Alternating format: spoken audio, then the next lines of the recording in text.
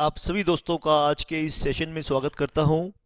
आज के इस सेशन में हम सेबी को फर्दर आगे लेकर चलेंगे। Securities and exchange board of India act 1992 हम कर रहे हैं। चलिए, आज के इस क्लास की शुरुआत मैं करूंगा सेक्शन 23 से। तो सबसे पहले आप सेक्शन 23 को सीखेंगे। सेक्शन 23 के अंदर सेबी के कामों को प्रोटेक्शन दी गई है। चलिए नोट कीजिए बेटा, सेक्शन 23 कंसेप्ट क्या है सीख लीजिए। शाबाश। सेबी को एस्टेब्लिश किया गया सेक्शन 3 के अंदर।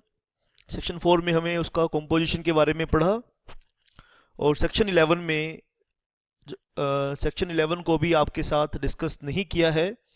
आने वाले सेशन में सेक्शन 11 को भी डिटेल में डिस्कस करूंगा। और जब हम सेक्शन 11 को पढ़ेंगे तो हमें अपने पूरी कैपिटल मार्केट्स का जो पूरा हमारा जो कैपिटल मार्केट्स का सिस्टम है उसकी झलकियां नज़र आएंगी। तो सेबी एक्ट का प्रियम्बल पढ़ते हैं। मैंने आपको सेबी की वेबसाइट पर विजिट करवाया लास्ट क्लास के अंदर, और आई होप कि आप रेगुलरली उस साइट पर विजिट करेंगे और अपनी नॉलेज को लेटेस्ट अपडेट रखेंगे। आप इस कॉरपोरेट लॉज के अंदर आप अपने प्रोफेशन में कितने ऊपर जाएंगे, ये इस बात पे डिपेंड करेगा कि सेबी एक्ट की आपकी पकड़ कैसी है। तो कुछ एक्ट्स में अगर आपकी पकड़ है तो आप इस कॉरपोरेट वर्ल्ड में बहुत हायर लेवल पर काम कर सकते हैं। और जो डिफरेंट लॉज हैं उसमें से एक एक्ट है securities and exchange board of India act 1992। देखो बेटा, ये बात ऑटोमेटिकली है कि ये सेबी एक्ट जिन लेवल के लोगों के लिए बना है, ठीक है बेटा, वो इस इकोनॉमी के टॉप क्लास के लोग हैं, और आप अगर उनको सर्व करोगे तो आप भी उनकी लिस्ट में जाकर शामिल हो जाओगे। ठीक है, ये बड़ा लॉजिकल सा पॉइंट ऑफ व्यू है। तो मैं चाहता हूं कि आप सेबी एक्ट में अच्छी नॉलेज गेन करें और इस फील्ड में अच्छे लेवल पर ऊंचाइयों तक पहुंचें और काम करें। शाबाश, मेरी शुभकामनाएं आपके साथ हैं। लेकिन हमारे बेसिक्स क्लियर होनी चाहिए। ठीक है, बेसिक्स कंसेप्ट, हमारे फाउंडेशन अच्छी क्लियर होनी चाहिए। एक एक सेक्शन, एक एक कंसेप्ट को आपने ट्रू प्रोस्पेक्टिव में देखना है और रियल नॉलेज आपने इकट्ठी करनी है। जहां नॉलेज होगी वहां पावर होगी, और जहां पावर है वहां पैसा भी होगा, फेम भी होगा, सब कुछ होगा। आपने प्रियम्बल पढ़ा सेबी एक्ट का। सेबी एक्ट का हम प्रियम्बल पढ़ते हैं तो प्रियम्बल का मतलब मैंने बताया था कि लॉन्ग टाइटल को बोलते हैं प्रियम्बल। यानी एक्ट की, किसी भी एक्ट की इंट्रोडक्शन होगी तो उसमें प्रियम्बल पढ़ेंगे। हम preamble to the constitution of India पढ़ते हैं तो उसमें ये बताया गया है कि इंडिया क्या है और इंडिया कैसा होना चाहिए। ठीक है, ऐसे ही कई लॉज होते हैं जहां प्रियम्बल प्रोवाइड किया जाता है। ये जरूरी नहीं है कि हर एक्ट के साथ प्रियम्बल हो। कुछ एक्ट्स के साथ प्रियम्बल होता है, कुछ एक्ट्स के साथ प्रियम्बल होता है और कुछ एक्ट्स के साथ प्रियम्बल नहीं होता है।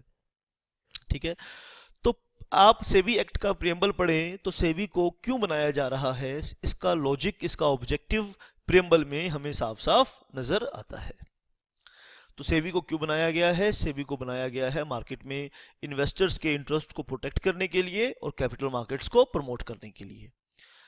और सेक्शन 11 को जब आप मिला के पढ़ेंगे प्रियम्बल के साथ, तो सेक्शन 11 में सेबी को रूल मेकिंग पावर है, रेगुलेट करने की पावर है। अब सेबी को रेगुलेट करने की पावर है तो सेबी रूल्स बनाएगी, रेगुलेशंस बनाएगी। सेबी एक्ट ने सेबी को बहुत सारी फाइन इंपोज करने की, पेनल्टीज इंपोज करने की पेनल्टी दी है। अब सेबी अगर अपने काम, ये जो सेबी के टीम है मैंने आपको इंट्रोड्यूस करवाया, और सेबी के एम्प्लॉयज होंगे, ये जब अपना काम गुड फेथ में एग्जीक्यूट करेंगे, एक्ट के अकॉर्डिंग करेंगे, रूल्स एंड रेगुलेशंस के अकॉर्डिंग अपने काम ये करेंगे और गुड फेथ के साथ करेंगे। यानी यहाँ का इनका इंटेंशन, यहाँ पे इंटेंशन किसी पर्सन के अगेंस्ट कार्रवाई करना नहीं होगा, बल्कि एक्ट और रूल्स एंड रेगुलेशंस के ऑब्जेक्टिव्स को पूरा करना होगा। ठीक है, तो कोई भी पर्सन सेबी के मेंबर्स के ऊपर, सेबी के एम्प्लॉयज के ऊपर सिविल या क्रिमिनल प्रोसीडिंग इनिशिएट नहीं कर पाएगा। क्यों नहीं कर पाएगा? अब आप सेबी के ऊपर मानहानि का मुकदमा नहीं चलाओगे कि सेबी ने इन्वेस्टिगेशन के लिए ऑर्डर इशू कर दिया है और ये बात न्यूज़पेपर में छप गई है तो आपने तो जी हमारी मानहानि कर दिया है, आपने तो हमें डिफेम कर दिया है पूरी दुनिया के अंदर। ठीक है, तो ऐसा कोई भी मुकदमा आप सेबी के मेंबर्स के ऊपर या सेबी के एम्प्लॉयज के ऊपर नहीं चलाएंगे या सेबी के ऊपर भी नहीं चला पाएंगे। ठीक है, तो सेक्शन 23 का हम हेडिंग लिखेंगे protection of action taken in good faith. शाबाश बेटा। तो आओ नोट कर लीजिए इसको, ये एक क्वेश्चन आ सकता है एग्जाम में 4 या 5 नंबर का। पहले इसकी सेक्शन की हेडिंग नोट कीजिए, प्रोटेक्शन ऑफ एक्शन। ठीक है, प्रोटेक्शन, सेबी के कामों को प्रोटेक्शन दी जा, एक शील्ड दी जा रही है, ढाल दी जा रही है। Protection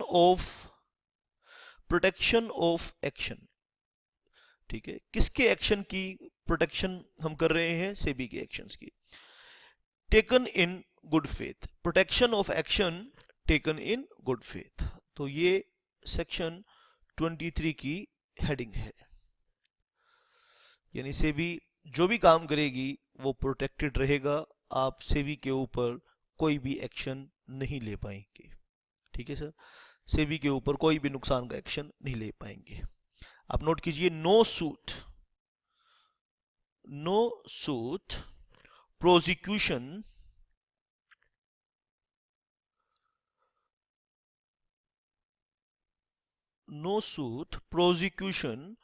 or other legal proceeding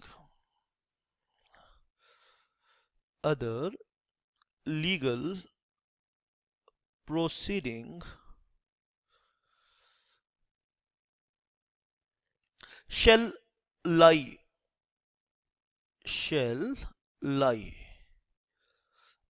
against the central government और सेबी। क्योंकि सेबी किसने बनाई? सेंट्रल गवर्नमेंट के नोटिफिकेशन से सेबी बनी। सेबी के किसी एक्शन से कोई पर्सन एग्रीव्ड फील कर रहा है तो वो उठा के सेंट्रल गवर्नमेंट पे केस फाइल कर रहा है, नहीं कर पाएगा। Action against the central government और सेबी और एनी ऑफिसर और एनी ऑफिसर, नोट कर लीजिए बेटा, ऑफ सेंट्रल गवर्नमेंट। ऐसे नहीं लिखना सीजी, आपने पूरा लिखना है सेंट्रल गवर्नमेंट। शाबाश, आपने पूरा लिखना है central government. Officer of central government, ठीक है बेटा, और any member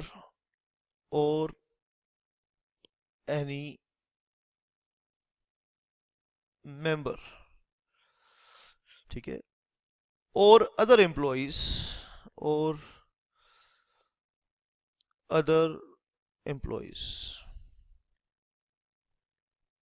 of the SEBI, other employees of the SEBI for anything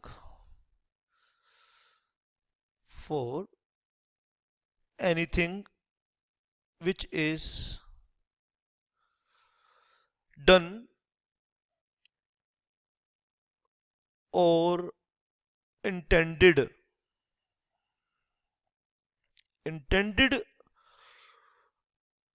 to be done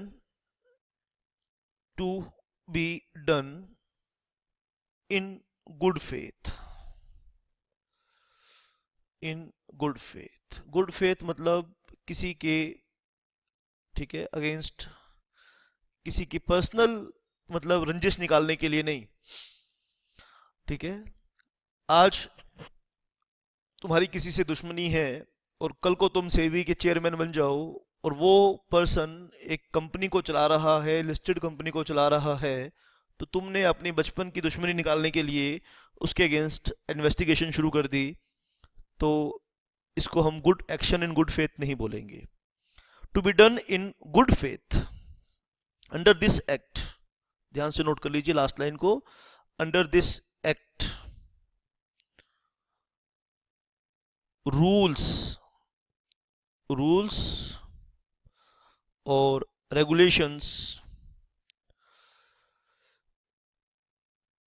regulations made under the act, यानी सेबी की किसी एक्शन से नाराज होकर, दुखी होकर, इंजर्ड होकर सेंट्रल गवर्नमेंट के ऊपर या सेंट्रल गवर्नमेंट के किसी ऑफिसर के ऊपर या सेबी के ऊपर या सेबी के किसी मेंबर के ऊपर या सेबी के किसी ऑफिसर के ऊपर, ठीक है, आप लीगल प्रोसीडिंग इनिशिएट नहीं कर पाएंगे, कोई सूट फाइल नहीं कर पाएंगे, कोई और प्रोसिक्यूशन फाइल नहीं कर पाएंगे।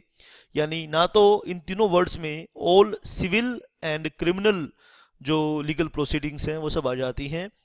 ना तो आपने सिविल केस फाइल कर पाएंगे, यानी ना तो कोई कंपनसेशन लेने के लिए केस फाइल कर पाएंगे, और ना ही चेयरमैन और मेंबर्स के ऊपर आप कोई क्रिमिनल केस फाइल कर पाएंगे। तो उनके एक्शंस प्रोटेक्टेड हैं, उनके एक्शन के ऊपर आप कोई केस फाइल नहीं कर पाएंगे। ठीक है बेटा, आप इस बात को समझिए।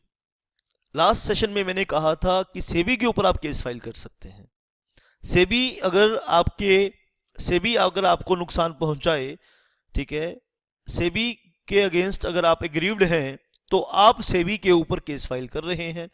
सर आप बोलोगे सर आप तो हमें कंफ्यूज कर रहे हैं कि कल की क्लास में तो आप कह रहे थे SEBI can shoe and SEBI can be should, और अब आप कह रहे हैं कि सेबी के ऊपर आप केस फाइल नहीं कर पाएंगे। तो ये दोनों बातों में अंतर्विरोध है, कंट्राडिक्शन हो रही है। हमने सेक्शन 3 में पढ़ा था SEBI is a body corporate, अगर बॉडी कॉर्पोरेट है तो it can shoe and it can be should.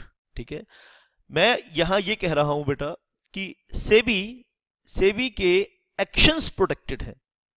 ठीक है, सेबी ने अपने ऑफिसर्स को अथॉरिटी दी कि जाके इन्वेस्टिगेशन करो, जाके सर्च करो, आप पढ़ेंगे सेक्शन 11 को आगे, जाके सीज करो, रजिस्टर करो, सीजिंग पावर, डिजिस्टिंग पावर, फोरक्लोजर पावर।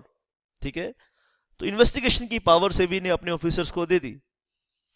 अगर वो पावर्स गुड फेथ में यूज की गई हैं तो उन पावर्स, क्योंकि उन लोगों ने अकाउंट्स को उठा लिया है, आप देखेंगे आगे कि सेबी ने अपने ऑफिसर्स को ये पावर दी कि अगर कोई कंपनी के ऑफिसर्स, मैनेजरियल पर्सनल इन्वेस्टिगेशन में कोऑपरेट नहीं कर रहे तो उस कंपनी के सारे बुक्स ऑफ अकाउंट्स उठाकर ले आओ। और आपने सेबी के ऑफिसर के ऊपर पुलिस में रिपोर्ट दर्ज करवाई कि कोई ऑफिसर आया था और वो हमारे अकाउंट्स उठाकर ले गया। ठीक है, तो ये काम आप नहीं कर पाएंगे। हाँ, सेबी कैन बी शूड का मतलब ये है कैसा केस फाइल आप कर पाओगे। सेबी ने अपना एक ऑफिस खोलना है, समझ लीजिए सेक्शन 3 और सेक्शन 23 में आपने पजल नहीं होना है। ठीक है, सेबी ने क्या करा, आप एक प्रिंटर हैं, अब मैं कुछ एग्जांपल देता हूं कि किन मामलों में आप सेबी के ऊपर केस फाइल कर पाएंगे। आप एक प्रिंटर हैं, आपकी प्रिंटिंग प्रेस है, तो सेबी ने आपसे कोई प्रिंटिंग वर्क करवाया है, कोई सेबी ने कुछ फॉर्म्स प्रेस्क्राइब किए हैं कि कुछ कंपनीज को ये फॉर्म सेबी को फाइल करने हैं, और वो फॉर्म्स आपसे सेबी ने छपवाए हैं। मान लीजिए एक एग्जांपल दे रहा हूं, और सेबी आपको पैसा टाइम से नहीं मिला, आपको अपना प्रिंटिंग का जो काम किया था वो पैसा सेबी ने टाइम से पे नहीं किया, तो यहां आप सेबी के ऊपर केस फाइल कर सकते हैं। सेबी ने दिल्ली में एक ऑफिस खोलना था और आपसे सेबी ने एक कॉन्ट्रैक्ट किया था जिसके तहत आप अपने इमूवेबल प्रॉपर्टी सेबी को बेच रहे थे, क्योंकि सेबी प्रॉपर्टी एक्वायर भी कर सकती है और डिस्पोज ऑफ भी कर सकती है, होल्ड भी कर सकती है। लास्ट सेशन में मैंने आपको पढ़ाया। और आपको टाइम से पैसा नहीं मिल रहा तो आप सेबी के ऊपर केस कर सकते हैं। ठीक है बेटा, लेकिन आप सेबी के ऊपर केस कब नहीं कर पाएंगे, सेक्शन 23 ये कह रहा है कि जो पावर्स एक्ट ने, रूल्स ने, रेगुलेशंस ने, जो पावर सेबी के ऑफिसर्स को, सेबी के मेंबर्स को, सेबी के एम्प्लॉयज को जो पावर दी हैं, अगर वो उन पावर्स को गुड फेथ में यूज करते हैं और आपका नुकसान होता है, ठीक है बेटा, आपकी कंपनी है, सेबी ने आपके ऊपर इन्वेस्टिगेशन, आपकी कंप्लेंट आ रही है बार बार, आप इन्वेस्टर्स को तंग कर रहे हो, उन्हें टाइम से आप डिविडेंड नहीं दे रहे, उन्हें टाइम से उनके कॉर्पोरेट एक्शंस में आपकी कमियां हैं, बार बार सेबी को कंप्लेंट मिल रही है, तो सेबी ने इन्वेस्टिगेशन शुरू कर दी है। अब ये खबर छप गई है, इससे क्या हो रहा कि कंपनी की नेगेटिव इमेज बनकर आई, कंपनी का डिफेम हो गया, तो टोर्ट्स के लिए कंपनी केस फाइल नहीं कर सकती भाई सेबी को कि आपने तो हमारी गुडविल खराब कर दी है, आपने तो हमें डिफेम कर दिया है।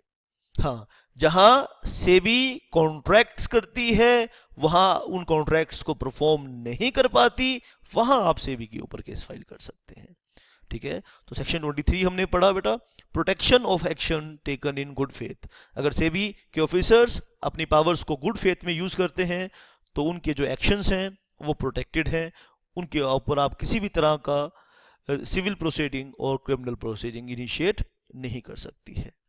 चलिए बेटा, अब हम सेक्शन 5 आज के इस क्लास में, रिमेनिंग क्लास में हम पढ़ेंगे बेटा सेक्शन 5 एंड सेक्शन 6 को मिलाकर हम दोनों सेक्शंस को आज के इस सेशन में हम देखेंगे, ठीक है बेटा।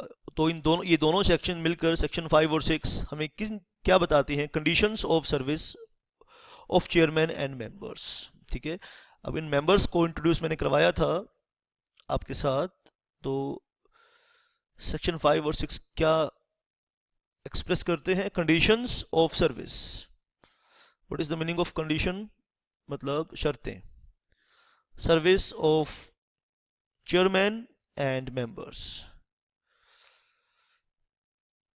नोट कर लीजिए बेटा, चेयरमैन एंड मेंबर्स।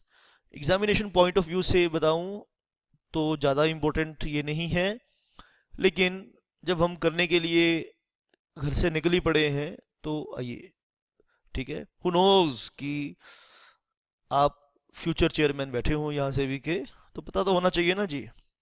आइए, तो डिफरेंट हेडिंग्स बना बना के हम लिखेंगे, तो इन पे क्वेश्चन आ जाते हैं, छोटे मोटे क्वेश्चन कभी भूले भटके आ सकते हैं, ऐसे बहुत सुपरहिट क्वेश्चंस नहीं है। टर्म का मतलब टेन्योर, ठीक है। आइए, सेक्शन 5 सब सेक्शन 1, सेक्शन 5 और सब सेक्शन 1, इसके लिए हम पढ़ेंगे टर्म का मतलब टेन्योर, ठीक है। तो सेबी का अगर कोई चेयरमैन बना है या कोई मेंबर बना है, ठीक है, तो वो कितने समय के लिए बनेगा, तो आइए इसके लिए पहले हम एक जनरल बात लिख लेते हैं, the term of office, the term of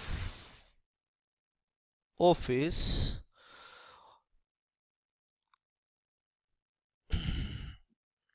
and other conditions,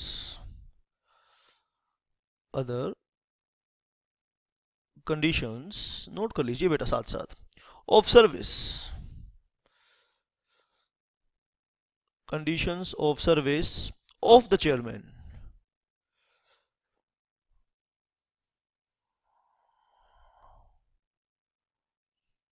and members, chairman and members, ठीक है बेटा, रेफर्ड इन, बता दे रहे हैं कौन कौन से किस किस की बात कर रहे हैं ताकि कोई कंफ्यूजन ना रहे, क्योंकि सेबी देखो बेटा 10,000 कंपनीज को, अगर हमारी लिस्टेड कंपनीज इंडिया में ऑन एन एवरेज हमारे पास 10,000 से कुछ ज़्यादा कंपनीज लिस्टेड कंपनीज हैं, तो इतनी सारी कंपनीज को संभालने के लिए इतने सारे फाइनेंशियल इंस्टीट्यूशंस हैं, फॉरेन फाइनेंशियल इंस्टीट्यूशंस हैं, म्यूचुअल फंड कंपनीज हैं, ठीक है, वेंचर कैपिटल फंड हैं, कलेक्टिव इन्वेस्टमेंट स्कीम्स हैं, क्रेडिट रेटिंग एजेंसीज हैं, डिपॉजिटरीज पार्टिसिपेंट्स हैं, शेयर ब्रोकर्स हैं, स्टॉक ब्रोकर्स हैं, ठीक है, मर्चेंट बैंकर्स हैं, अंडरराइटर्स हैं, ठीक है, इतने बड़े स्टेबलाइजिंग एजेंट्स हैं, बहुत सारा तामझाम सेबी संभाल रही है। तो सेबी बेटा, तो सेबी के पास एक बहुत बड़ी टीम है जिसके थ्रू सेबी इस काम संभालती है। यहां टर्म ऑफ ऑफिस और condition of service of the chairman and members, ताकि कोई कंफ्यूजन ना हो जाए, बता दिया सेक्शन 5 सब सेक्शन 1 ने, रेफर्ड टू इन सेक्शन 4, यानी जिनका जिक्र सेक्शन 4 में आया था। सेक्शन 4 में हमने क्या पढ़ा था? Composition of SEBI. ठीक है, सेक्शन 4 आप लास्ट क्लास के नोट्स निकालिए तो आपको मिल जाएगा सेक्शन 4। सेक्शन 4 में हमने क्या पढ़ा था? Composition of SEBI. तो जिनका जिक्र हमने सेक्शन 4 में किया है उनकी बात कर रही है, उनकी बात कर रहे हैं। The term of office and other conditions of service, note कर लीजिए, the term of service, the term of office and other conditions of service of the chairman and members refer to in section 4 shall be prescribed by the central government, prescribed by the central government। शाबाश बेटा। आइए दूसरी heading note कीजिए। मैं इन sections के important provisions को आपको headings बना बना के लिखवा रहा हूं, तो आप ताकि इजी लैंग्वेज में, ताकि आपका काम जल्दी भी ख़त्म हो जाए और आप अच्छे से याद भी कर पाएँ। एक डेडिकेटेड क्लास का डेट वाइज रजिस्टर बनाएंगे और चीज़ों को नोट करेंगे। टर्मिनेशन फ्रॉम सर्विस, तो सेंट्रल गवर्नमेंट के पास पावर है, वो कंडीशंस प्रिस्क्राइब कर सकती है।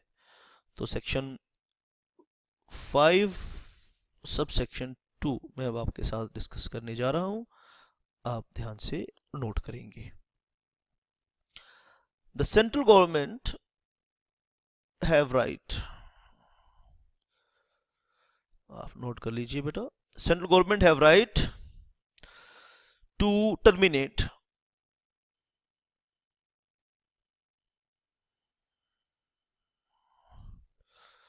the service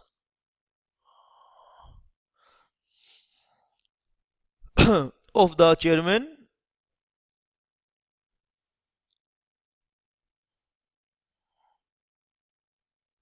and other members and other members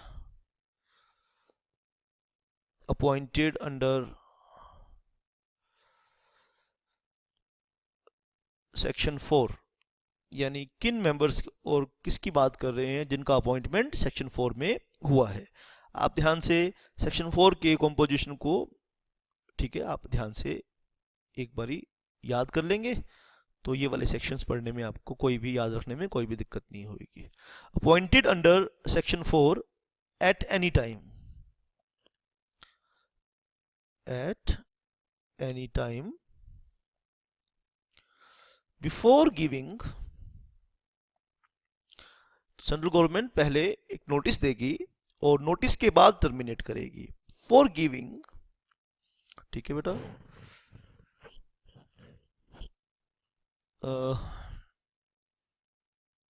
before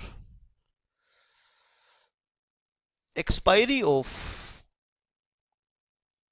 आप ऐसे लिखिए, before expiry of the period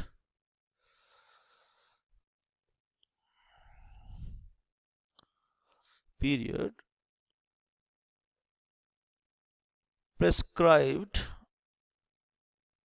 under section 5 subsection 1, यानी 5 सबसेक्शन 1 में सेंट्रल गवर्नमेंट ने जो टाइम प्रेस्क्राइब किया था मेंबर्स की अपॉइंटमेंट का, मेंबर्स की अपॉइंटमेंट के लिए के साथ या चेयरमैन की अपॉइंटमेंट के साथ, उस एक्सपायरी से पहले, उस टाइम पीरियड की एक्सपायरी से पहले, ठीक है बेटा, तो सेंट्रल गवर्नमेंट उनके ऑफिस को टर्मिनेट कर सकती है। Expiry of the period prescribed under section 5 subsection 1 by giving notice, giving him notice of not less than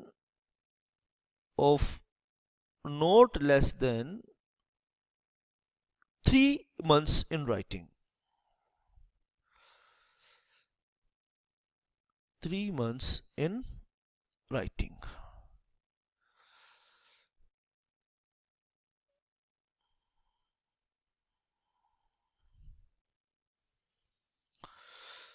और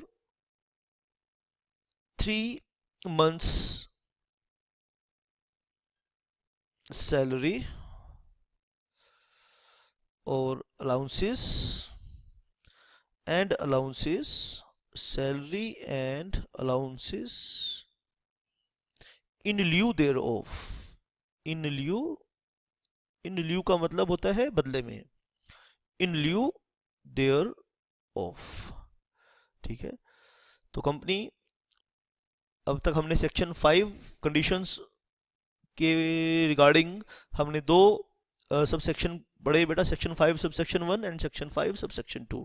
सेक्शन 5 सब सेक्शन 1 सेंट्रल गवर्नमेंट को पावर दे रहा है कि सेंट्रल गवर्नमेंट उनके टेन्योर को प्रेस्क्राइब कर सकती है, और अगर सेंट्रल गवर्नमेंट ने एक टेन्योर प्रेस्क्राइब कर दिया कि 3 सालों के लिए सेबी और चेयरमैन की अपॉइंटमेंट है, और अगर वो उन 3 सालों के बीच में सेंट्रल गवर्नमेंट को लगेगा कि ये चेयरमैन या मेंबर अपने पावर्स को ड्यूटीज़ को अच्छे से एग्जीक्यूट नहीं कर रहे हैं, तो सेंट्रल गवर्नमेंट के पास टर्मिनेशन की भी पावर है, सेंट्रल गवर्नमेंट टर्मिनेट कर देगी।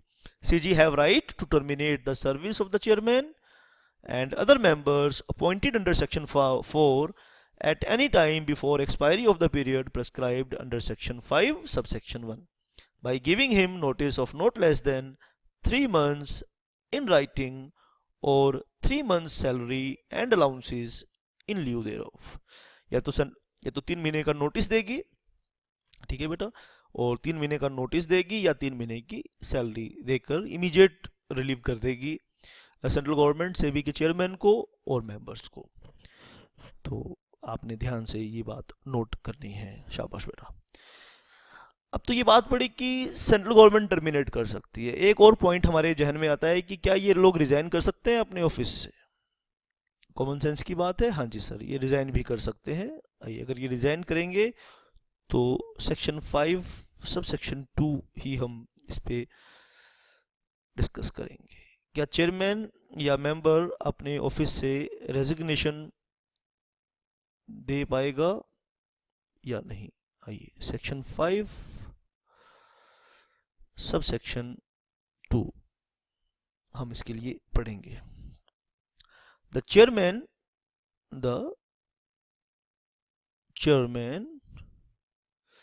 और अदर मेंबर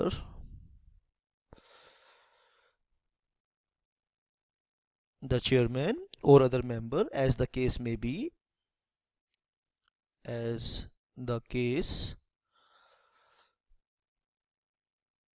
be, ढंग से नोट कर लेंगे, shall have right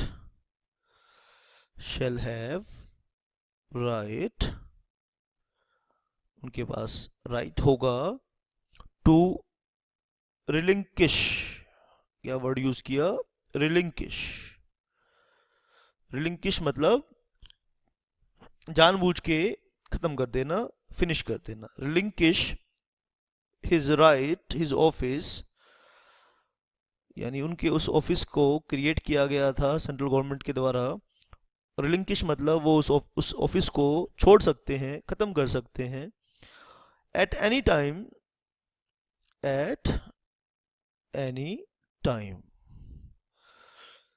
before the expiry,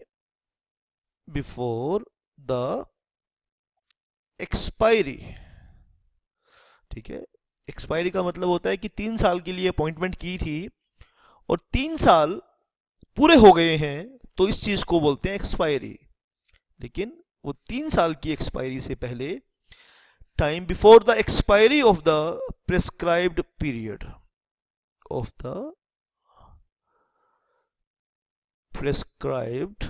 prescribed मतलब बताए हुए पीरियड से पहले, to relinquish his office at any time before the expiry of the prescribed period under section 5 subsection 1 by giving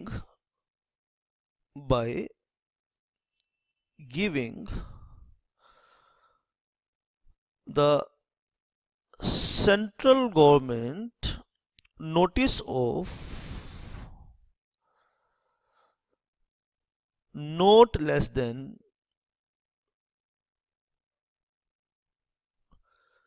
3 months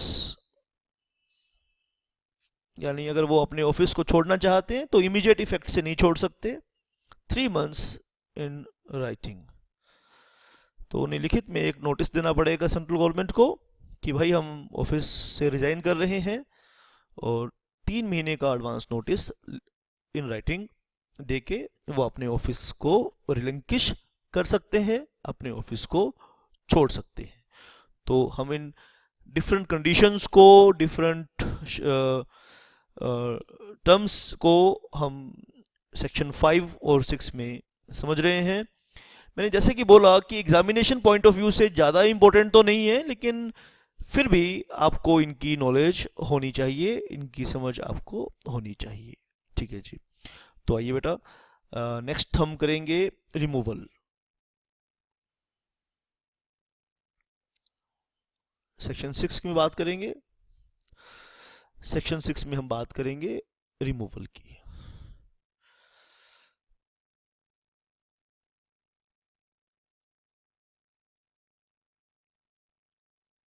removal,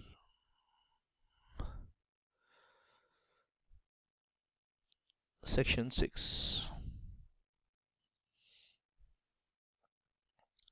The central government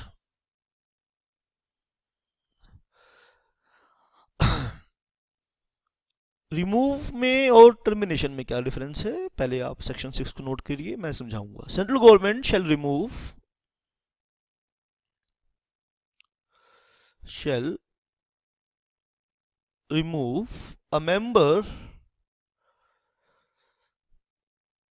from office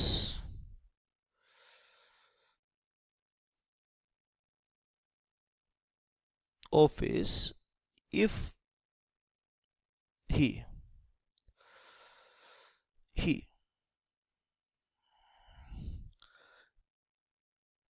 is or at any time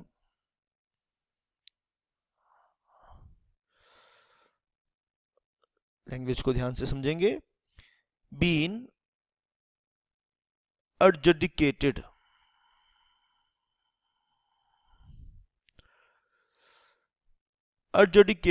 as insolvent। अगर वो insolvent हो जाएगा तो उसे central government उसके office से remove कर देगी बेटा। हैज बीन, यानी ये चीजें इमीडिएट इफेक्ट से होगी। Has been declared by competent court, has been declared by a competent court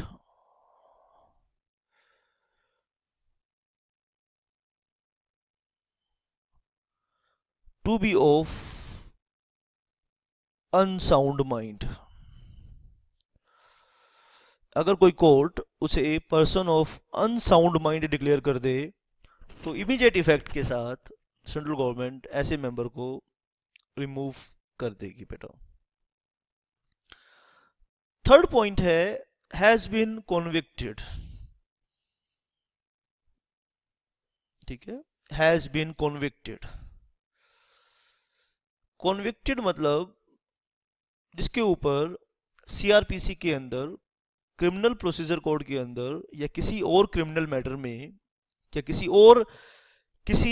और एक्ट में क्रिमिनल प्रोसीडिंग चली है और उसमें वो किसी ऑफेंस पे कॉन्विक्ट हुआ है, यानी किसी भी ऑफेंस में वो दोषी पाया गया है और उसको सजा हुई है, यानी जेल हुई है। हैज बीन कॉन्विक्टेड तो उसे बोलते हैं कॉन्विक्टेड पर्सन। ठीक है, कॉन्विक्टेड मीन्स कि किसी प्रोसीडिंग में अगर किसी पर्सन के ऊपर कोई ऑफेंस फिक्स हुआ है, उसे पेनल्टी लगी है किसी एक्ट के अंदर, तो उसे कॉन्विक्शन कहा जाता है, यानी जेल वगैरह हुई है। Has been convicted of an offence, यानी जो लोग कोर्ट ने जेल की सजा सुना दी है। विच in the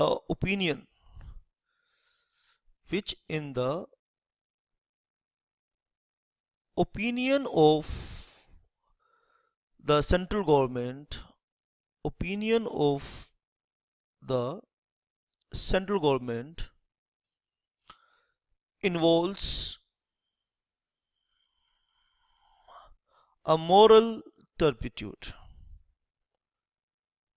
moral turpitude, ठीक है, यानी कुछ ऑफेंसेस हैं जिन्हें ऑफेंस ऑफ मॉरल टर्पिट्यूड कहा जाता है। और कोई पर्सन अगर बहुत इंपॉर्टेंट पोजीशन पर अपॉइंटेड है तो उससे ये एक्सपेक्ट नहीं किया जाता कि वो इस तरह के ऑफेंसेस में शामिल हो। एक एग्जांपल देता हूँ, जैसे आप ट्रेन में जाते हैं और वहाँ बिना ट्रेन टिकट के आप ट्रेन की यात्रा कर रहे हैं और वहाँ टिकट चेकर आपको पकड़ ले और आपके ऊपर आपको कॉन्विक्ट कर दे, पेनल्टी आपके ऊपर लगा दे, तो this is an offence of moral turpitude. चोरी का कोई मुकदमा फिक्स हो जाए, मार पिटाई का, गाली गलौज का, या कोई और इमोरल एक्टिविटी आप समझ सकते हैं बेटा, उनमें वो दोषी पाए जाएं, ठीक है, तो उनको सेंट्रल गवर्नमेंट उनकी ऑफिस से रिमूव कर सकती है।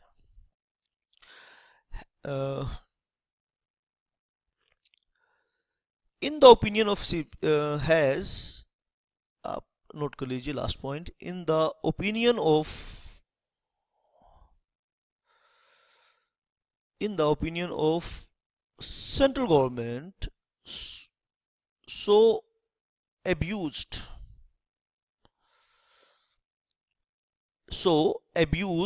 his position.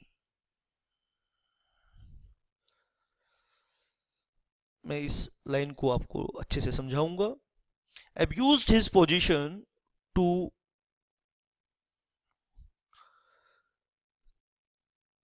abused his position as to render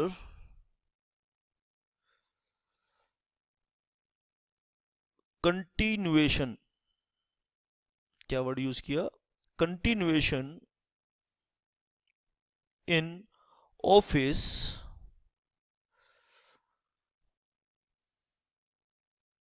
ठीक है, has in the opinion of CG so abused his position as to render continuation in office detrimental to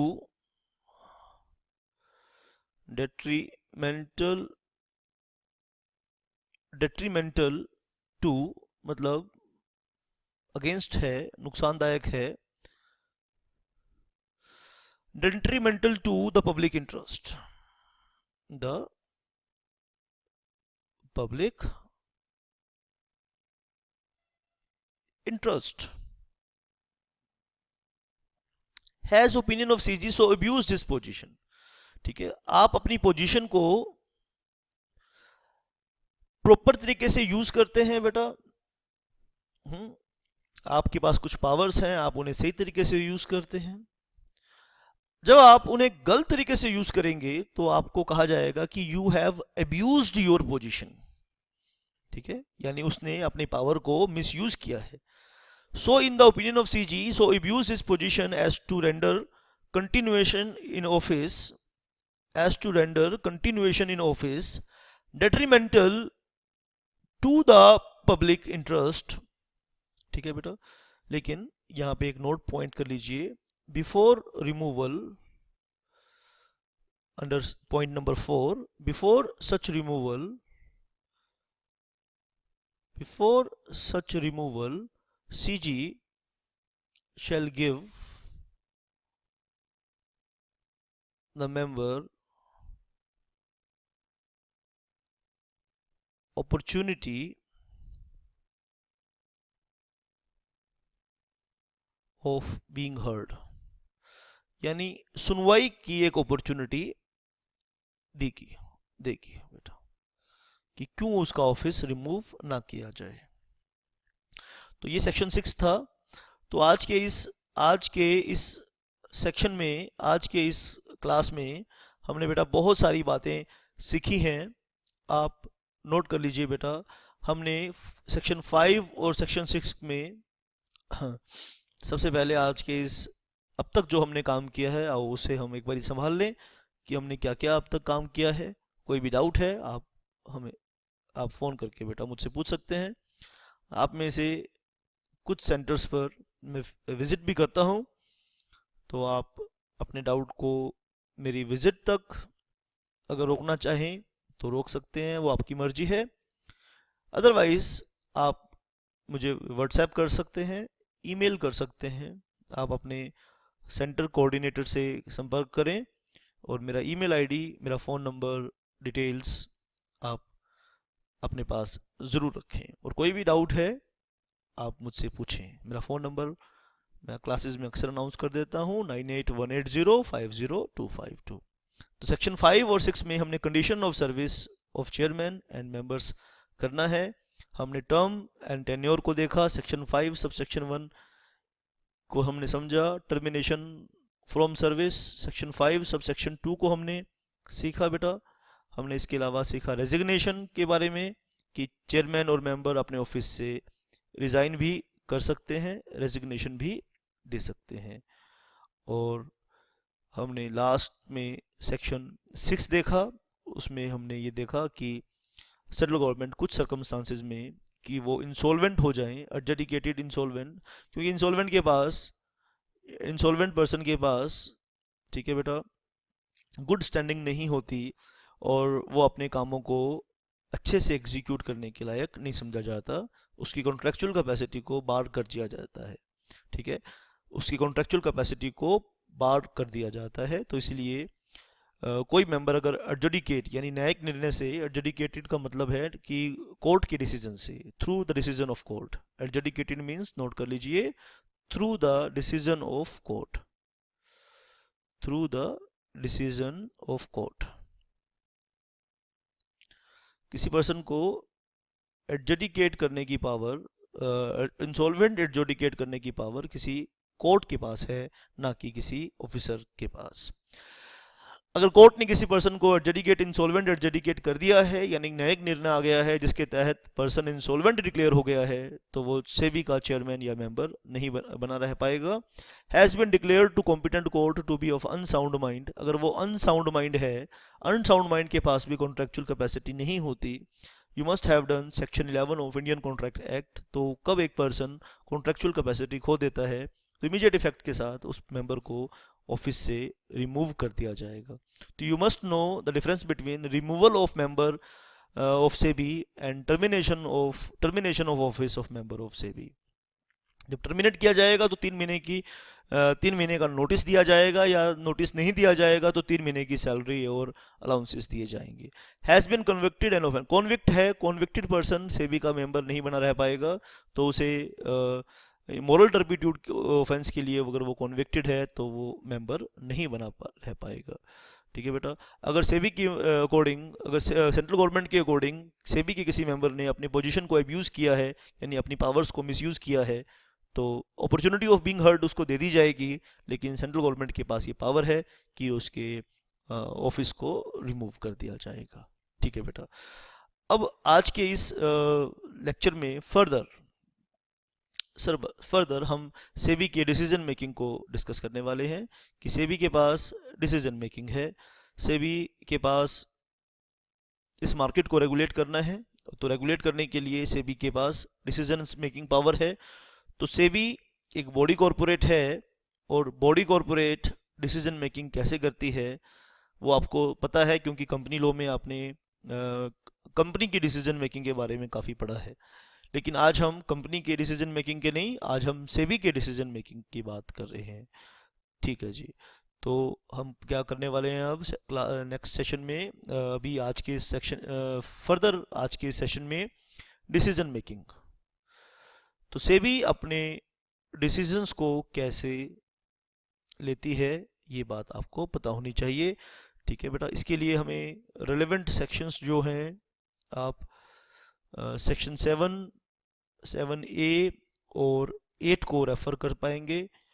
जो भी मैं आज आपको नोट्स क्लास में लिखवा रहा हूँ, ये मेरे सेक्शन 7A और 8 को आपस में मिलाकर ये जो नोट मैं आपको लिखवाऊंगा यहाँ पर, ये जो नोट्स आप तैयार कर रहे हैं tailor made notes easy language में, ये मैंने सभी सेक्शन 7 ए और 8 को मिलाकर बनाए हैं। तो सबसे पहले बेटा सेबी क्या है? एक बोर्ड है, यानी एक टीम है। और कोई भी टीम डिसीजन मेकिंग कैसे करती है? By the rule of majority. तो सेबी की डिसीजन मेकिंग को सीखने के लिए, फर्दर सीखने के लिए, मैं आपको कंसेप्ट बता देता हूँ। वैसे तो आप कंपनी लॉ पढ़कर आए हैं, लेकिन फिर भी आपके ऊपर ज़्यादा फेथ नहीं करता मैं कि आपको पता होगी ये बात। तो कोई भी टीम है, कोई भी ग्रुप ऑफ पर्सन है, तो टीम के अंदर डिसीजन मेकिंग कैसे होती है बेटा? आपको ये बात पता होना चाहिए। टीम के अंदर डिसीजन मेकिंग कैसे होती है? कोई भी टीम है, चाहे कंपनी है, चाहे पार्टनरशिप है, ठीक है, या कोई भी ग्रुप है, आप सब लोग, सब दोस्त मिलकर पिकनिक के लिए जाते हैं, तो वहाँ पे आप कोई डिसीजन मेकिंग करते हैं। तो आप देखना कि आपकी डिसीजन मेकिंग कैसे होती है। आपकी डिसीजन मेकिंग होती है by the rule of majority. By the rule of majority. कोई भी ग्रुप डिसीजन होगा तो कैसे होगी? By the rule of decision making कैसे होगी? By the rule of majority. आप ढंग से इसे नोट कर लीजिए बेटा। By the rule of majority. Rule of majority का मतलब क्या है कि कोई भी डिसीजन कब होगा? ठीक है बेटा, वोट्स कास्ट इन फेवर। ठीक है बेटा, वोट्स, थ्रू वोट्स होगा। वोट्स का मतलब क्या है? Votes cast in favour are more than vote cast against. अगर पक्ष में वोट अगेंस्ट से ज़्यादा कास्ट होंगे तो वो डिसीजन होगा, अदरवाइज वो डिसीजन फेल हो जाएगा। ठीक है बेटा। और रूल ऑफ मेजोरिटी के लिए ये जरूरी है कि मेंबर्स एकत्रित हों एक जगह। ठीक है बेटा, मेजोरिटी एक जगह इकट्ठे हो। और जहां ये मेजोरिटी, जहां ये रूल ऑफ मेजोरिटी आप यूज करेंगे, ठीक है बेटा, उसके लिए क्या करनी पड़ेगी? आपको मीटिंग करनी पड़ेगी। ठीक है, जैसे आप कंपनी के लिए बोर्ड मीटिंग और जनरल मीटिंग पढ़ते हैं, तो ऐसे सेबी भी अपने डिसीजन मेकिंग के लिए मीटिंग्स बुला सकती है, मीटिंग्स को कॉल कर सकती है।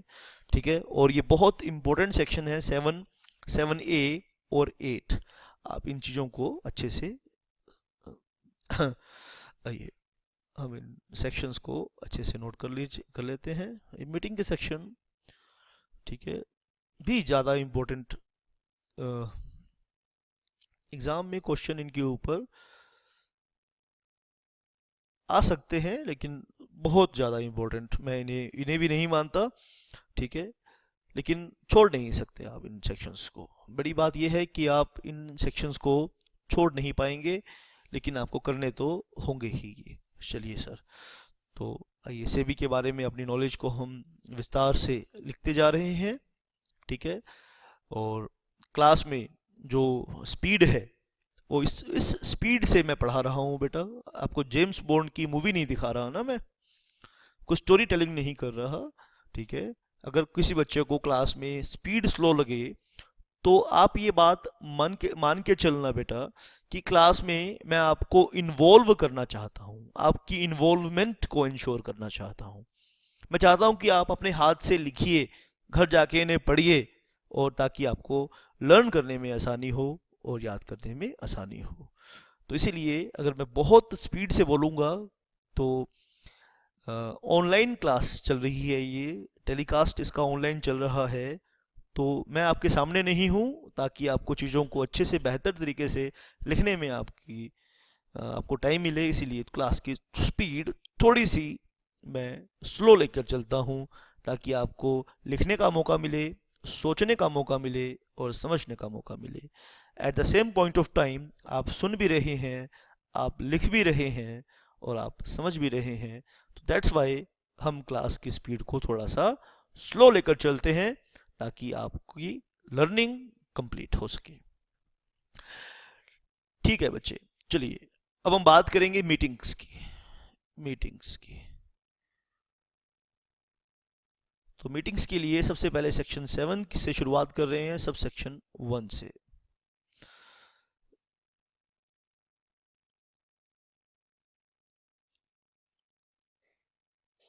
Section 7 sub section 1, board shall meet.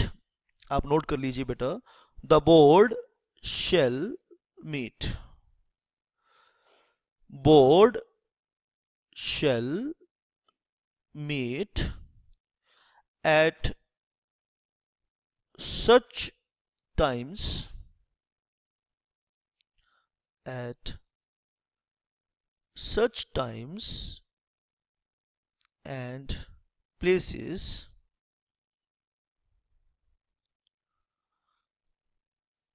and shall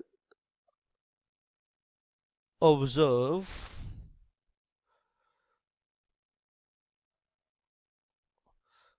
such rules of procedure in regard of transaction to the transactions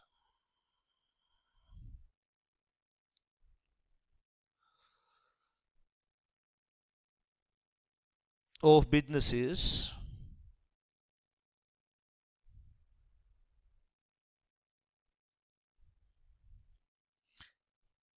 at its meeting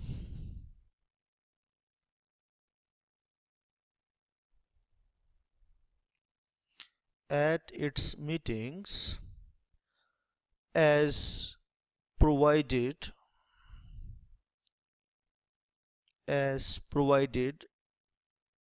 by regulations.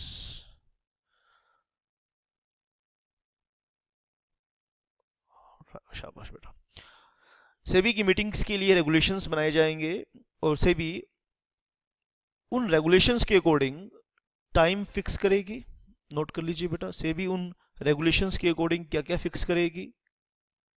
पहली बात टाइम फिक्स करेगी, दूसरी बात प्लेसेस फिक्स करेगी कि कहाँ कहाँ वो मीटिंग हो सकती है, और रूल्स ऑफ प्रोसीजर यानी दूसरे रूल्स जो मीटिंग के प्रोसीजरल जो रूल्स होंगे उनको, ठीक है, क्या क्या ट्रांजैक्शंस वहाँ पे किन किन बिजनेसेस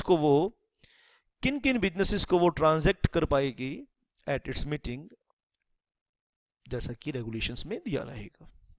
यानी सेबी की रेगुलेशंस में मीटिंग के लिए जो रेगुलेशंस बनेंगी उसमें टाइम, प्लेसेस और बिजनेसेस को प्रिस्क्राइब किया जाएगा बेटा। शाबाश। सेक्शन 7 सबसेक्शन 1 आप नोट कर लीजिए। Board shall meet at such times and places and shall observe such rules of procedure in regard to the transactions of businesses at its meetings as provided by regulations.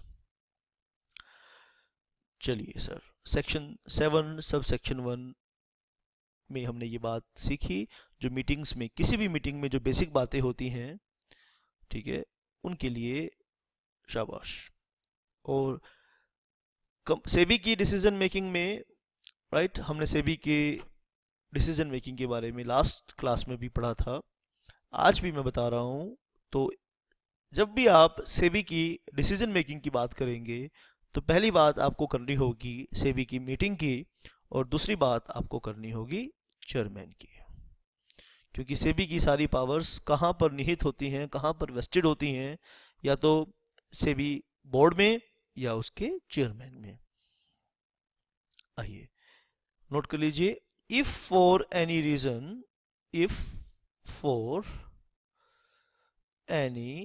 Reason, किसी कारण से, if for any reason the chairman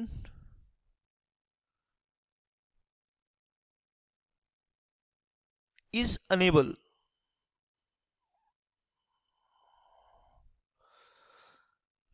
to attend a meeting, अगर किसी कारण से chairman meeting attend करने में असमर्थ है, ठीक है, चेयरमैन मीटिंग में आएगा और चेयरमैन मीटिंग प्रिजाइड करेगा मीटिंग को, लेकिन वो किसी कारण से नहीं आ पा रहा। If for any reason the chairman is unable to attend a meeting of the board, note कर लीजिए,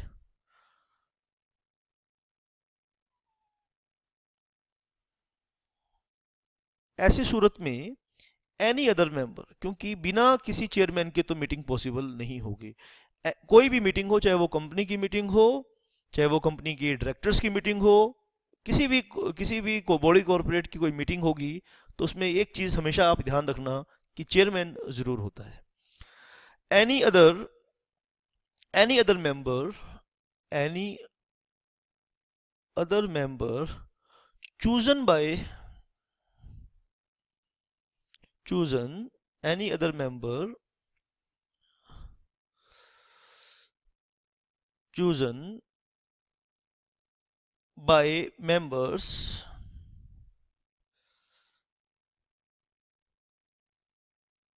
chosen by members present amongst themselves amongst themselves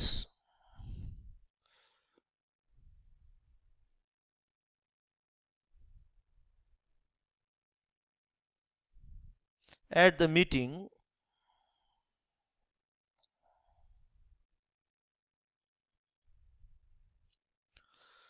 shall preside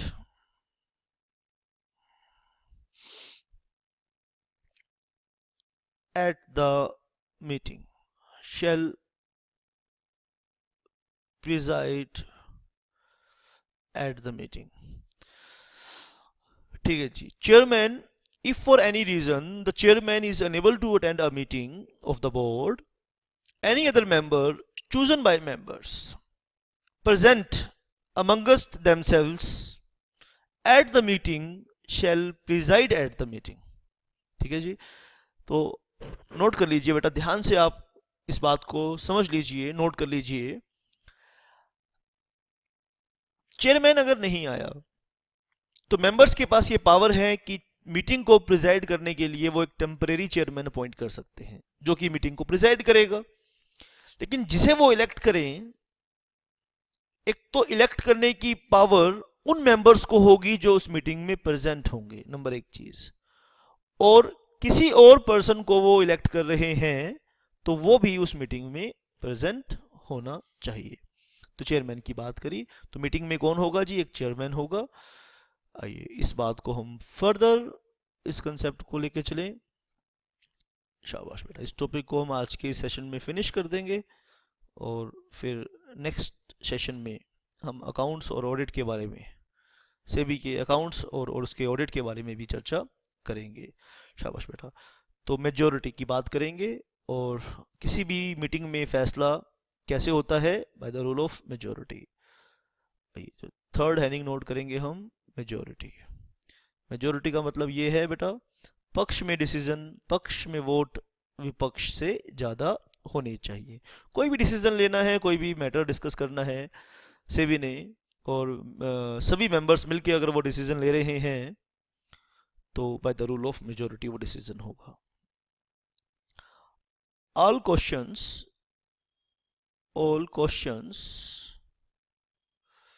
जितने भी सवाल होंगे, which came all questions which came up before any meeting of the board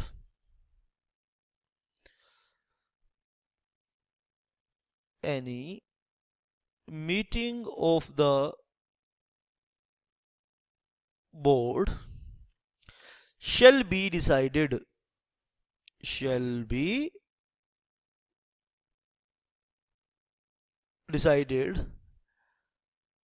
by a majority. Shall be decided by a majority votes of the members. ये बात मैं पहले ही आपको इसी सेशन में बता चुका हूं. By a majority votes of the members present and voting.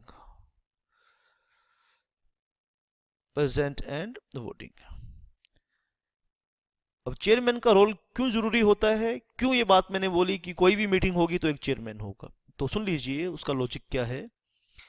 In the event of in the event of, अब क्यों जरूरी होता है chairman, in the event of equality of votes, in the event of equality of the votes, the chairman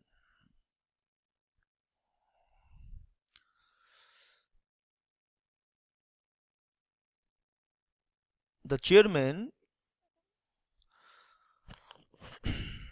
or in his absence, in his absence, the person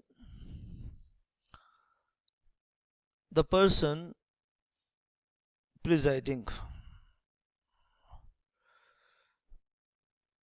the person presiding shall have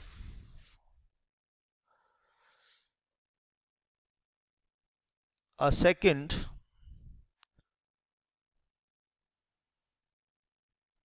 or casting vote.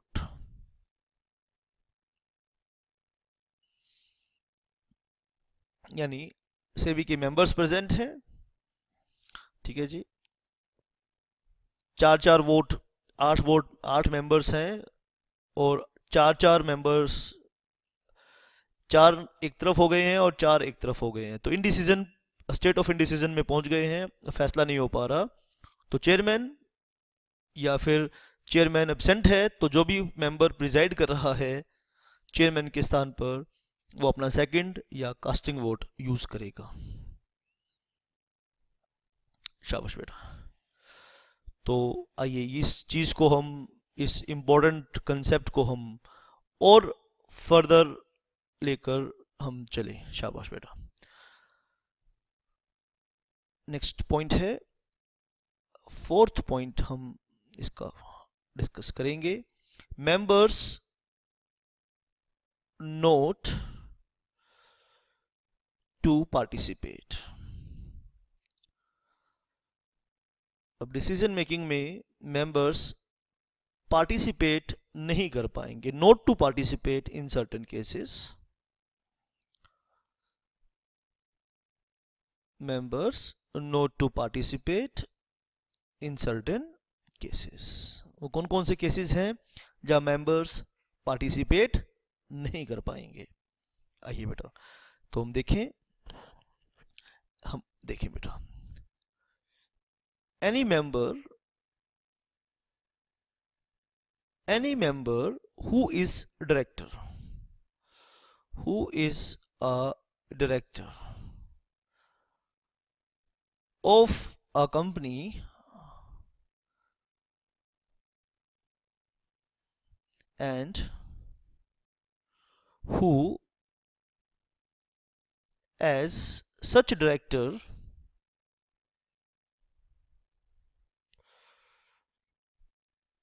has any direct or indirect, any member who is a director of a company and who as such director has any direct or indirect pecuniary interest। pecuniary का मतलब है related with money, monetary, pecuniary means monetary, pecuniary interest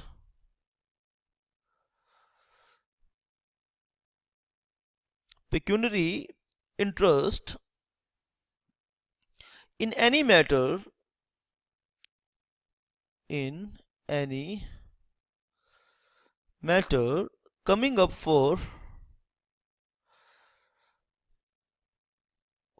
consideration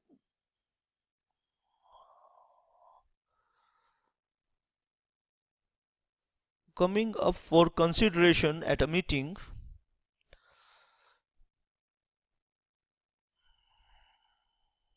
of the board। ठीक है, तो सेबी ने किसी company के ऊपर इन्वेस्टिगेशन करने का फैसला लेना है, और वो फैसला कि इन्वेस्टिगेशन प्रोसीडिंग स्टार्ट की जाए कि ना की जाए, तो ये सेबी ने निर्णय लेना है। अब उस कंपनी का डायरेक्टर सेबी का मेंबर भी है। ऑब्वियसली बेटा, तो डायरेक्टर के पेक्यूनरी इंटरेस्ट होंगे उस कंपनी के साथ, तो वो मेंबर पार्टिसिपेट वोटिंग में नहीं कर पाएगा। ठीक है बेटा, तो क्यों नहीं कर पाएगा? ठीक है, क्योंकि अनबायस्ड अनबायस्ड डिसीजन लेना है, ऐसे भी ने बायस्ड डिसीजन नहीं लेना। शाबाश बेटा। आइए इसका हम नेक्स्ट पॉइंट इसका हम डिस्कस करें। आज के इस सेशन का ये लास्ट पॉइंट होगा और इसमें हम सेक्शन 8 करेंगे। और लास्ट जो पॉइंट था वो सेक्शन 7A था। तो 3 सेक्शन मैंने आपको बताया। इसमें जो लास्ट पॉइंट आपने नोट किया वो सेक्शन 7A का पॉइंट आपने नोट किया। और आइए अब हम आज के इस क्लास को वाइंड अप करते हैं, और लेकिन वाइंड अप से पहले सेक्शन 8 को हम फिनिश करेंगे। शाबाश बेटा। वैलिडिटी ऑफ प्रोसीडिंग, हम बात करेंगे वैलिडिटी ऑफ प्रोसीडिंग। सेक्शन 8 की बात हम यहां पर करेंगे बेटा।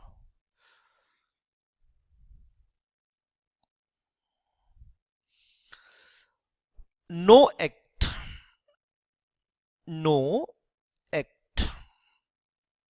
और प्रोसीडिंग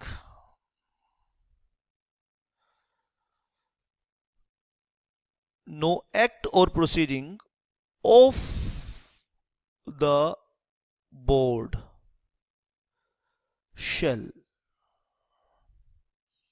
be invalid। बहुत ध्यान से नोट कर लीजिए, ये इंपॉर्टेंट है। merely by reason of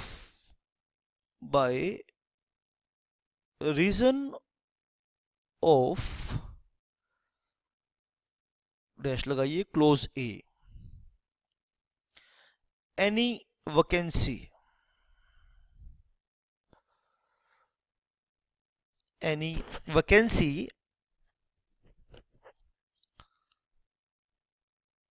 बहुत ध्यान से लैंग्वेज को पकड़ना है। इन और any defect in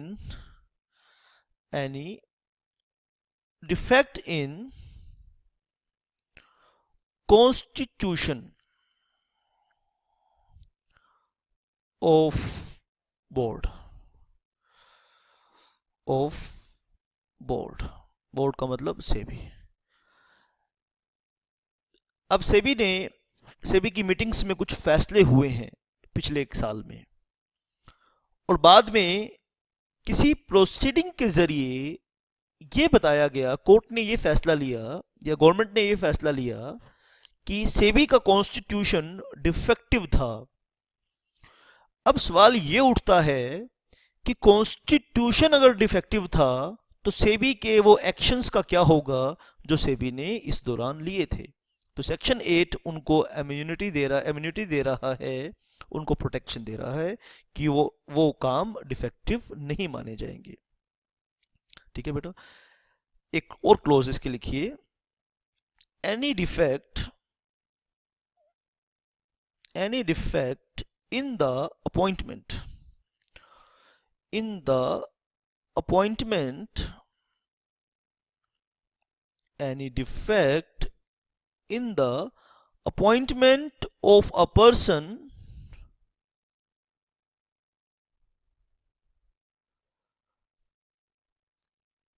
acting as a member of the board acting as a member of the board acting as a member of the board। शाबाश बेटा। सी पॉइंट इसमें नोट करेंगे, any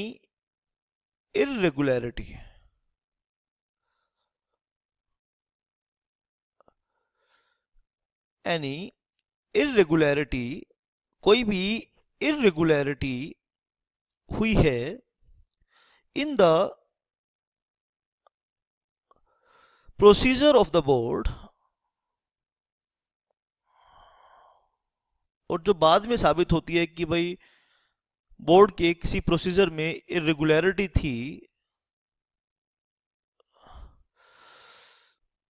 any irregularity in the procedure of the board not affecting the merit of the case, not affecting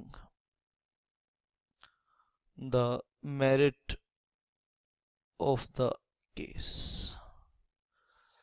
अगर किसी case की merit को effect हो रहा है फिर तो देखो इनवैलिड हो जाएगी वो, फिर सेक्शन 8 प्रोटेक्ट नहीं करेगा मेरिट ऑफ द केस। ठीक है बेटा, ये तीन कामों की वजह से अगर बोर्ड ने कोई डिसीजन लिया है, कोई वैकेंसी हो गई है, सेक्शन 8 को आओ एक बार दोबारा से हम करें, कोई वैकेंसी हो गई है या कोई डिफेक्ट हो गया है इन द कॉन्स्टिट्यूशन, कोई वैकेंसी हो गई है, कोई डिफेक्ट हो गया है या कोई इरेगुलरिटी हो गई है, और ऐसी इरेगुलरिटी हुई है उससे केस की मेरिट को फर्क नहीं पड़ता। ठीक है, वो प्रोसीजरल है, राइट, प्रोसीजरल है, उससे केस की मेरिट को फर्क नहीं पड़ता, पार्टी की लीगल पोजीशंस को फर्क नहीं पड़ता। तो उन सब कामों को प्रोटेक्शन दी गई है, सेबी सेक्शन 8 ने उन कामों को प्रोटेक्शन दी है। तो प्यारे बच्चों, आज के इस सेशन के अंदर हमने काफ़ी सारी बातें, इम्पोर्टेंट पॉइंट्स को हमने एनालिसिस किया, डिस्कस किया, और मैं चाहता हूं कि आइए एक बारी उन सभी पॉइंट्स को हम जाने से पहले रिवाइज कर लें बेटा। ठीक है बेटा, तो लास्ट के 5 मिनट और आप पेशेंस को मेंटेन रखिए, और ठीक है बेटा, और आप अपने कंडक्ट को क्लास में सही रखिए, तो आपकी ऊपर रिस्पॉन्सिबिलिटी और भी बढ़ जाती है। ठीक है, अगर आपके टीचर आपके सामने नहीं है तो यहाँ आप अपने करेक्टर को शो करते हैं, यहाँ आप अपने परिवार के प्रिंसिपल्स को शो करते हैं कि आप टीचर के फिजिकली प्रेजेंस में भी डिसिप्लिन मेंटेन करके रखते हैं। तो आई होप आप सब बच्चे डिसिप्लिन से मेरी बात को सुनेंगे। आज की क्लास में हमने सबसे पहले सेक्शन 23 को बेटा देखा। सेक्शन 23 को protection of action taken in good faith, यानी आप सेबी को के ऊपर कुछ सर्कमस्टांसेस में केस नहीं कर पाएंगे अगर सेबी ने अपने एक्शंस को गुड फेथ में लिया है। ठीक है, किस केस में आप केस कर पाएंगे और किस केस में नहीं कर पाएंगे। सेक्शन 23 सेबी के किन कामों को इम्यूनिटी प्रोवाइड करा रहा है, प्रोटेक्शन प्रोवाइड करा रहा है, इस बारे में मैंने डिटेल में आपसे चर्चा करी। इसके बाद सेक्शन 5 और 6 हमने डिस्कस किया, इसमें condition of service of chairman and members को डिस्कस किया। हमने टर्म को डिस्कस किया कि सीजी फिक्स करेगी टर्म को। ठीक है बेटा, और उस टर्म से पहले सीजी के पास ये पावर है कि वो मेंबर्स को टर्मिनेट भी कर सकती है, और मेंबर्स के पास भी पावर है कि वो रिजाइन भी कर सकते हैं, और सीजी के पास पावर है कि वो रिमूव भी कर सकती है। ठीक है, तो रेजिग्नेशन और रिमूवल का तरीका, रिमूवल के सर्कमस्टांसेस मैंने आपके साथ डिस्कस किए। राइट बेटा, तो सेक्शन 6 में हमने रिमूवल्स के सारे ग्राउंड्स देखे। अगर वो इंसॉल्वेंट हो जाए, कॉन्विक्ट हो जाए, पर्सन ऑफ अनसाउंड माइंड हो जाए, या वो सीजी के नज़रों में उसने अपनी पोजीशन को मिसयूज़ किया हो, तो वो रिमूव के लायक हो जाता है। सेक्शन 7A और 8 हमने डिस्कस करना है बेटा। 7 में मीटिंग्स के बारे में चर्चा की गई कि टाइम, प्लेस और प्रोसीजर रेगुलेशंस में फिक्स किया जाएगा। चेयरमैन अगर अपॉइंटेड नहीं होगा तो जो वो मेंबर्स प्रेजेंट रहेंगे मीटिंग में, वो अपने में से ही एक चेयरमैन को अपॉइंट कर लेंगे, और चेयरमैन का रोल क्या होगा, वो कास्टिंग वोट सेकंड वोट और कास्टिंग वोट करेगा बेटा, ट्रांजैक्ट करेगा। इसके अलावा बेटा हमने क्या देखा, इसके अलावा हमने सेक्शन 7 मेजॉरिटी की बात करी कि मेजॉरिटी से डिसीजन होंगे, और लास्ट में हमने 7A डिस्कस किया, members not to participate in certain cases. अगर किसी मेंबर का किसी डिसीजन में डायरेक्ट या इनडायरेक्ट पेक्यूनरी इंटरेस्ट है तो वो पार्टिसिपेट मीटिंग में नहीं करेगा, तो वो मीटिंग में पार्टिसिपेट नहीं करेगा। और लास्ट में हमने देखा कि सेक्शन 8 प्रोटेक्शन दे रहा है प्रोसीडिंग्स को, सेबी की प्रोसीडिंग्स को प्रोटेक्शन दे रहा है कि अगर कोई वैकेंसी हो गई है, कोई मेंबर मर गया है और या रेजिग्नेशन दे गया है और सेबी ने मीटिंग बुला ली है, तो वो मीटिंग इनवैलिड नहीं होगी due to vacancy of the chairman और मेंबर और एनी अदर पर्सन। ठीक है, जो जिसको मीटिंग में वोटिंग के राइट्स हैं। कोई डिफेक्ट हो गया है या कोई अपॉइंटमेंट में कोई इरेगुलरिटी हुई है और उससे merit of the case affected नहीं हो रहा है, तो इन वैकेंसी के चलते, डिफेक्ट के चलते या इरेगुलरिटी के चलते सेबी की प्रोसीडिंग्स इनवैलिड नहीं होंगी। आज के लिए इतना है, आप इसे नोट करेंगे और रिवाइज भी करेंगे। Thank you very much.